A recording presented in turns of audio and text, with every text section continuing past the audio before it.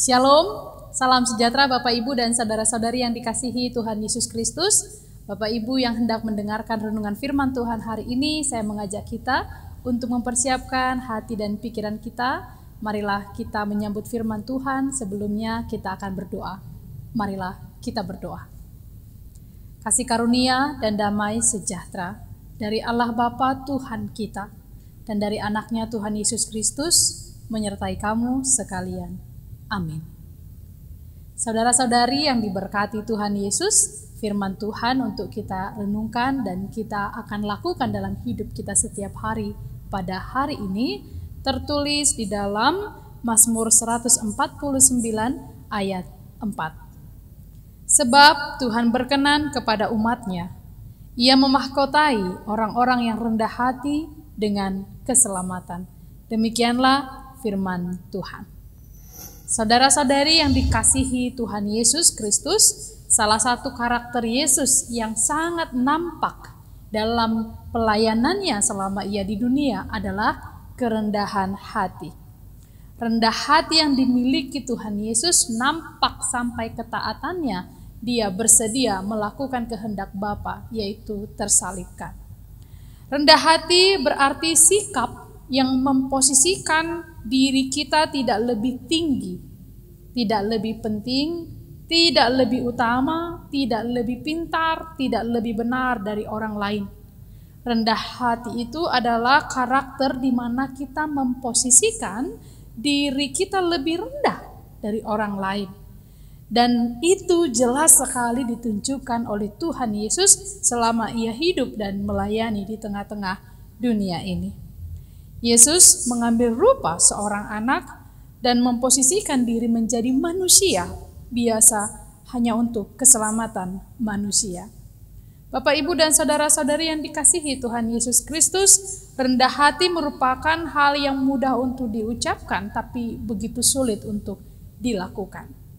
Dan tidak banyak orang yang mau melakukan atau memposisikan dirinya lebih rendah dari orang lain. Bila mungkin kita ingin atau lebih cenderung manusia ingin posisinya dielu-elukan, dipuji dan dipuja. Tapi bila lebih rendah dianggap daripada orang lain, kita akan mudah sakit hati. Tetapi firman Tuhan hari ini dari pemazmur mengajarkan kita bahwa Tuhan berkenan kepada umat-Nya, bahkan memahkotai orang-orang yang rendah hati.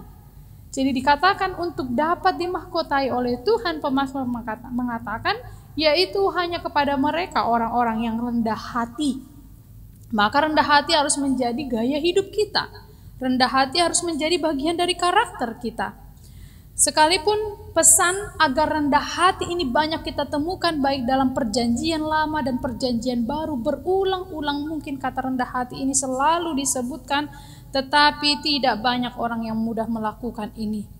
Itu sebabnya dikatakan di dalam Mazmur 149 ayat 4 ini mengingatkan kita betapa pentingnya sebagai orang percaya kita hidup menjadi orang yang rendah hati. Karenanya mengingat segala kebaikan Tuhan, mengingat segala pemberian Tuhan yang ada pada kita, tidak ada alasan bagi kita sebenarnya untuk meninggikan diri. Tetapi sayangnya manusia itu sangat rentan dan mudah tinggi hati. Sedikit saja ada pada kita, kita akan dikuasai, sadar atau tidak sadar, dengan sikap tinggi hati. Banyak orang yang akan begitu mudah tinggi hati merasa lebih hebat ketika anak-anaknya sukses. Mungkin dia melihat orang lain, anak-anaknya tidak berhasil, dia mulai tinggi hati. Atau perekonomiannya jauh melesat dibanding dengan orang-orang di sekitarnya, dia mulai tinggi hati. Dan banyak hal lainnya. Bahkan yang paling mencolok adalah ketika kita menganggap orang lain itu lebih rendah. Baik dari pemikiran, baik dari harta kepemilikan atau banyak lainnya. Saudara-saudari yang dikasihi oleh Tuhan Yesus Kristus, firman Tuhan dalam Amsal 16 ayat 5 menegur kita bagi orang-orang yang tinggi hati. Dikatakan setiap orang yang tinggi hati adalah kekejian bagi Tuhan. Karena itu kita diajarkan untuk tidak tinggi hati. Bahkan di dalam Amsal 16 ayat 5 diteruskan, sungguh ia tidak akan luput dari hukuman. Betapa beratnya hukuman bagi orang yang tinggi hati, yang sombong, yang pongah akan apa yang dia miliki. Dan kita harus mengingat saudara-saudari bahwa kesuksesan atau harta milik kita atau apapun yang kita miliki akan dengan sekejap saja lenyap ditelan angin. Semua hanya sekejap karena itu adalah titipan daripada Tuhan. Yang kita miliki saat ini bukan milik kita tetapi milik Tuhan. Dan pada suatu saat nanti apa yang ada pada kita akan Tuhan ambil. Termasukkah itu keluarga kita atau diri kita sendiri, kekayaan kita, kepintaran kita, semua milik Tuhan. Jadi kalau itu milik Tuhan maka akan kembali kepada pemiliknya, yaitu Tuhan itu sendiri. Jadi semua yang kita miliki ini hanya adalah bagian dari yang Tuhan percayakan kepada kita. Maka kita gunakan dengan sebaik-baiknya, tidak ada rasa tinggi hati. Kalau kita bisa berikan dengan sukacita, tapi jangan menilai orang lain menjadi lebih rendah daripada kita. Mari kita menjadi orang yang rendah hati. Saudara-saudari yang dikasihi Tuhan Yesus Kristus, marilah kita mengingat bahwa kita berasal dari debu dan akan kembali menjadi debu. Semua yang kita miliki berasal dari Tuhan.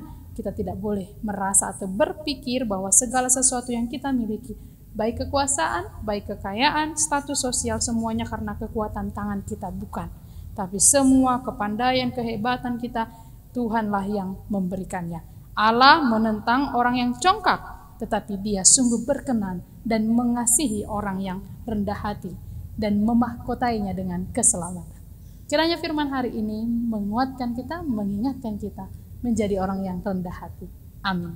Marilah kita berdoa. Tuhan, kami bersyukur untuk firman-Mu yang telah kami dengarkan pada saat ini, firman yang melegakan hati kami dan kembali mengajarkan dan mengingatkan kami agar kami menjadi orang-orang yang rendah hati, orang-orang yang taat akan firman-Mu, orang-orang yang mau bersyukur atas apa yang telah Engkau berikan kepada kami dan tanpa menggunakan semua kepemilikan kami itu untuk meninggikan diri kami. Berikanlah kami kesempatan, kekuatan untuk melakukan firman-Mu. Dan hari ini kami berserah kepadamu, ya Tuhan Allah, kiranya Engkau menyertai segala aktivitas kami. Dan secara khusus jika ada saudara-saudari kami yang sedang bergumul, kiranya Tuhan menolong mereka.